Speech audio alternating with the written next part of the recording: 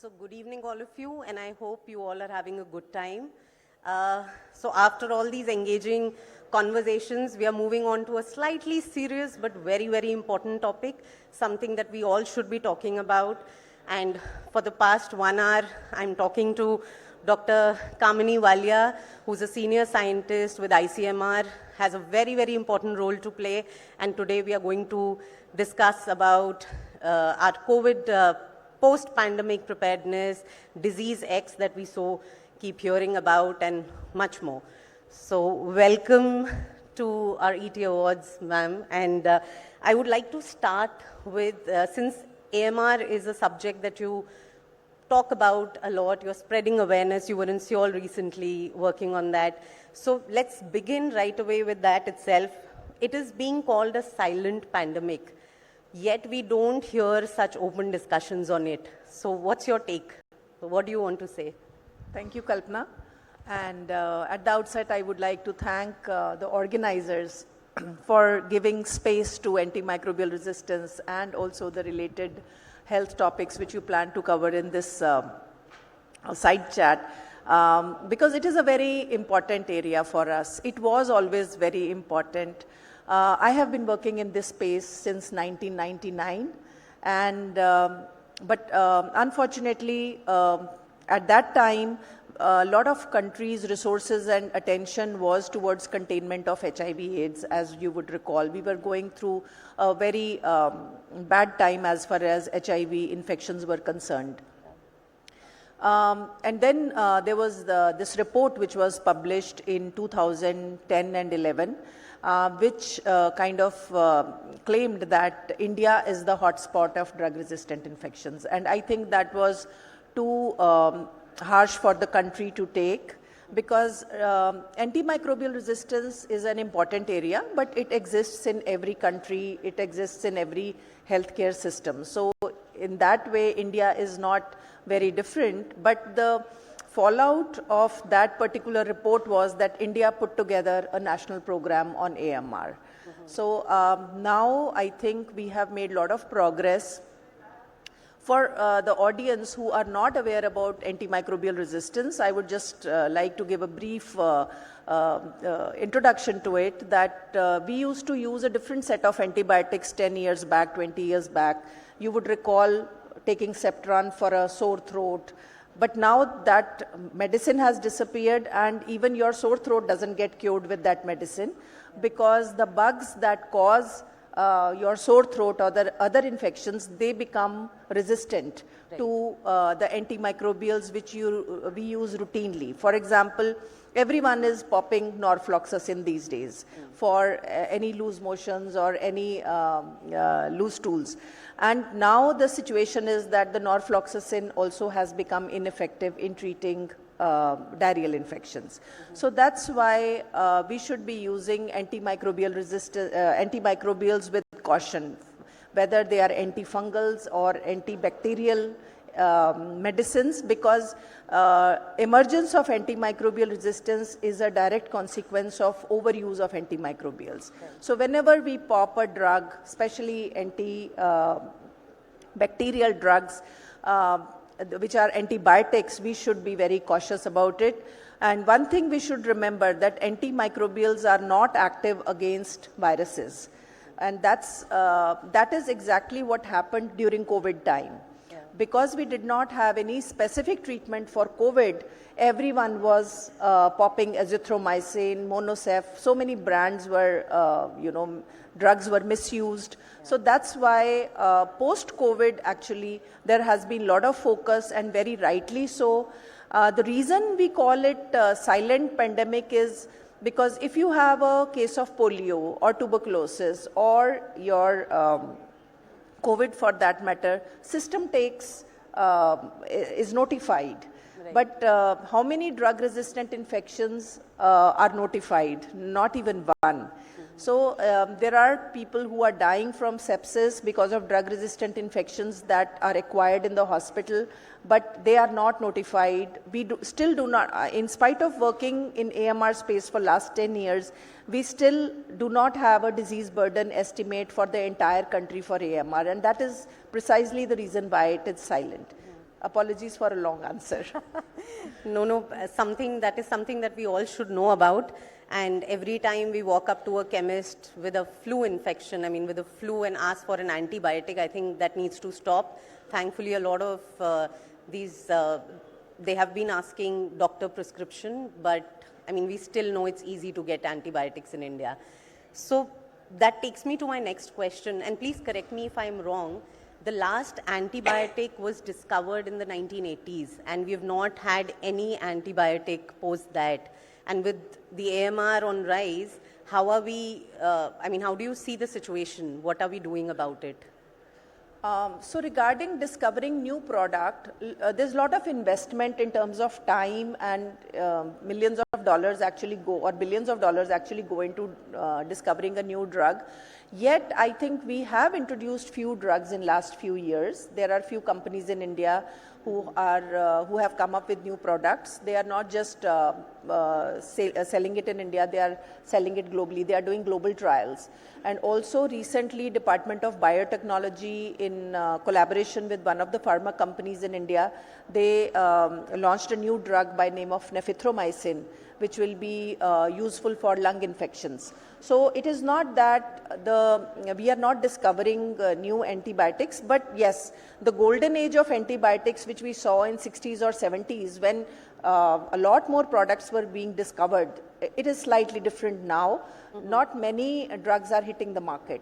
And even if they are discovered in West and they are available in the West, it takes a while for those products to become available in India for our Indian patients.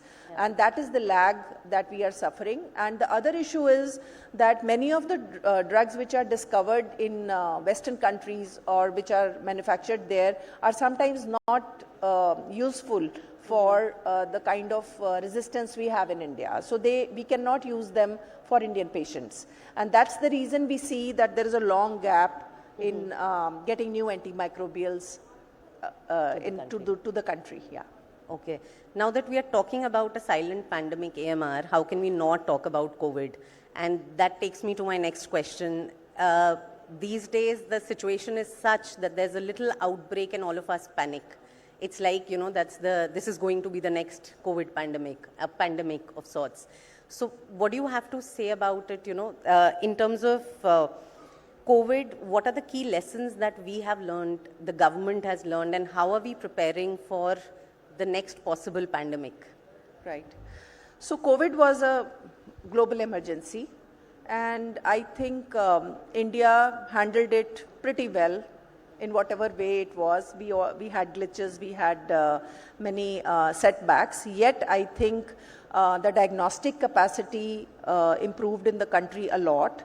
From 50 or 100 labs, VRDL labs overnight, to almost 3,000 labs doing the COVID tests in the entire country. I wouldn't say it was a small feat. It was a big leap for the country. Yes. And the other thing was that the communication initially was a problem, because nobody knew about the virus, how the virus is progressing, right, how what the treatment is going to be, how are we going to prevent the transmission. So to start with, I would say the communication was a little challenge, but over a period of time, I think all of us understood, how to prevent, how to protect ourselves. I know many people who did not get COVID at all. Yeah. Through so many waves. It could be inherent immunity as well, but yet I think there was a lot of communication. And even you would recall when we were young, there was a lot of communication on radio and TV around how to prevent diarrhea, how to do oral rehydration. Yes. So I think that will be the key going forward. Government is investing and strengthening the district hospitals. I have myself led the coalition of national essential diagnostic lists, that what are the minimum set of diagnostics which should be available at all centers of healthcare in the government system. Right. And government is actually putting all resources to make those diagnostics available, whether it's a PHC, CHC or a district hospital. So the government is trying to improve the systems, but at the same time, I think there should be more alertness in terms of communities. One thing is that there's a lot of hype which is created by social media. That is something that we should try to avoid and go by the facts. And that is where I think the role of communication becomes very important. Right. Diagnostics I already talked about. And the other thing which we learnt around COVID was that we had easy, very quick real-time availability of data because of the digitization. Right. And with so much focus on digitization, I think it will go a long way in terms of how quickly we are able to share data between the states to the center, and based on that we can actually launch a more informed kind of a response. So these are few things. Besides that, I think the governance was the biggest issue with COVID, which I think all public health programs can benefit from. Because this program was monitored by the PMO and the Home Minister himself, that made a lot of difference. The funds were made available, the systems were created to implement it better. So all public health programs, I think, can benefit from this kind of focus going forward. Yes, so talking about COVID, how can we not talk about vaccines?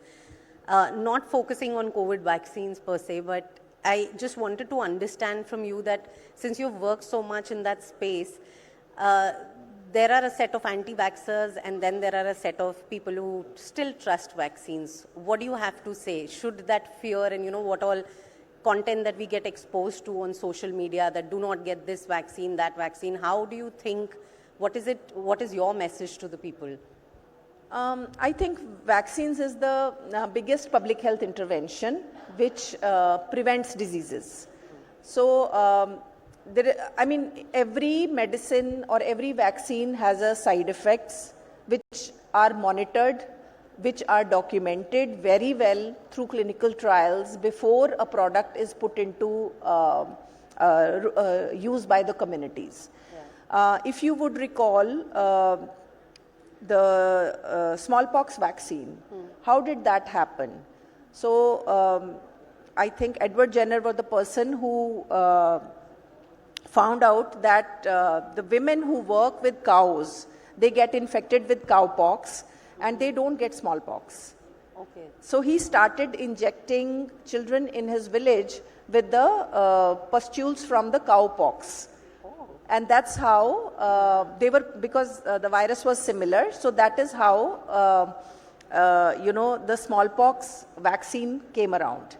That's interesting. But in today's world, you will not be able to do this. Your ethics committees and all those issues will not let you do this. Yes. So the point I'm trying to make is that the way we run our trials these days, we are actually following the highest level of the safety and the minimum side effects or minimum damage to the trial participants or the persons who are taking that vaccine. There's so much more to it these days. So I think vaccines are the instruments for prevention of disease, and let us continue to use them and protect ourselves. And they are going to be more and more important going forward. I mean, I'm having this flu kind of this thing because I missed my flu vaccine this year. But going forward, as we are going to experience more and more climate change, there will be more adversities that we will be facing. So vaccines will be very important. Vaccines are also important from the AMR perspective. I mean, if we start giving typhoid vaccine now in our country, you will see so less typhoid infections. But otherwise, recurrent typhoid is so common because the typhoid that we see is so drug resistant. Right. So vaccines, I think we should not have a little bit of doubt that they are something else than what they are supposed to do. Vaccines protect. So with a healthy reminder to get your flu shots, we move on to the next question. So disease X is something that we've started hearing quite often. It's basically an unknown future threat. What is it that you would like to tell our audience about disease X and how worried should we be? Well, I think with climate change, urbanization, and our cities are ever expanding, and then we are also more adventurous now. People are traveling to hills, to forests, to mountains. We want to see the entire world. And with that, there will be more and more opportunities of getting infected from the wild, maybe. And You cannot scan the environment, you cannot scan the forests. It is humanly impossible. No government will be able to do it. Yeah. What we can be more aware is, the first is your own sanitation, hygiene, the basic principles. You know, you are not eating raw meat, you are not indulging in, you know, for example, if you get bitten by a monkey or something take your rabies vaccination at the closest point. So these are just basics of your health. Take the vaccines wherever, take prophylaxis. And also we should have the healthcare system which is more responsive. It recognizes an outbreak quickly and responds to it. That's all about pandemic preparedness. No country, I would say, can be 100% prepared. Yeah.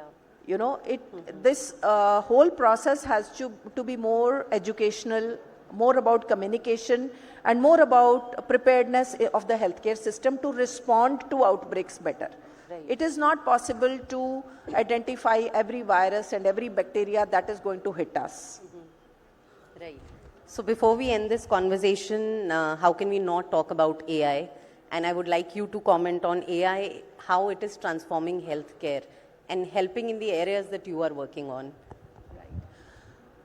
Well, AI is artificial intelligence. And how does artificial intelligence develop? Artificial intelligence trains itself on the data that we provide it. I mean, you have seen it. Today you will see 10 videos on YouTube. Tomorrow it will give you what you like. This is what exactly is the essence of AI. But then India is, I would say, in healthcare we are at a little bit of a disadvantage.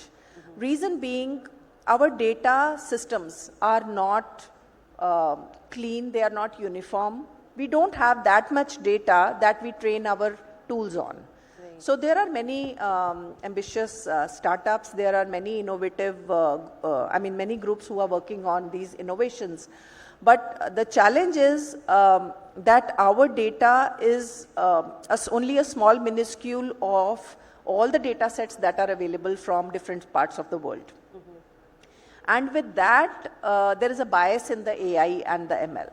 So I think there is a huge potential for AI, for example, to prescribe a treatment where doctor cannot be made available. Looking at the TB X-rays, they can identify, is it a TB case or is it a non-TB case, non-TB kind of a nodule in your lungs. So similarly for cancers, similarly for predicting outbreaks. There is a huge potential, but I think as a country, we have to start working more on the data that is available, which we will use to train more diversity in the data sets. Our data should also be well represented when we, for example, next generation sequencers. Everyone is talking about next generation sequencing these days of pathogens. But the machines which are available are trained on American isolates with very little representation of the Indian isolates. As a result, the output that you get is not useful to you. So that will be the major glitch in using AI in health. But other than that, I think there are data fields which are available in other areas which can be utilized, and that can be a good starting point for the country. Great. Thank you so much for joining us today.